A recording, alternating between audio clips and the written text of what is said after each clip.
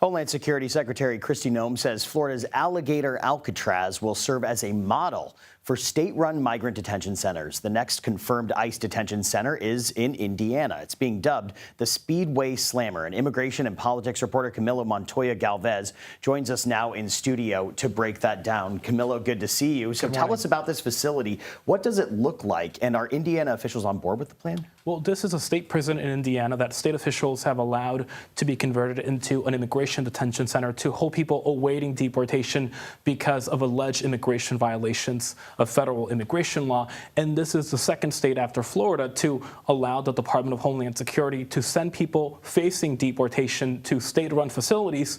And this arrangement will be done in accordance to what is called a 287G agreement. And that is a legal agreement between ICE and local jurisdictions or states like Indiana and Florida that agree to have their state law enforcement deputized as federal immigration officers. They have now gained the power, Tom, to enforce federal immigration laws, including by detaining people who are suspected of being in the country illegally.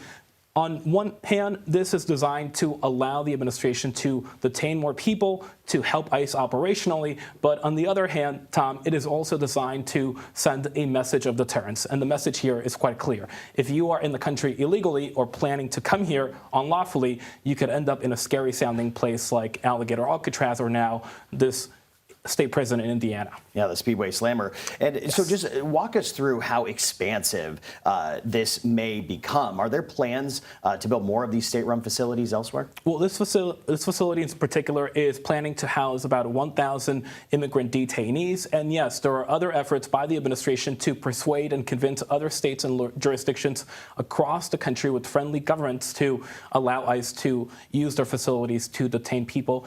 FEMA actually has already posted a notice on its website to have those states apply for reimbursements with federal funds to fund those efforts to detain people awaiting deportation. Now, switching from these controversial facilities to some new reporting that we understand you have on an ICE age gap for officers, age cap, I should say. Sure. What can you tell us about that? Well, the big, beautiful bill signed into law by the president earlier in the year gave ICE an unprecedented $75 billion to expand arrests and deportation efforts throughout the country, including by hiring new deportation officers and lawyers at ICE. And the head of ICE, Todd Lyons, told me in a recent interview that he plans to use that money to hire 10,000 additional employees at ICE to escalate the administration's immigration crackdown. And now we are told that the Department of Homeland Security is scrapping and eliminating the age cap that used to be in place for recruiting new ICE officers. So that will no longer be an obstacle for people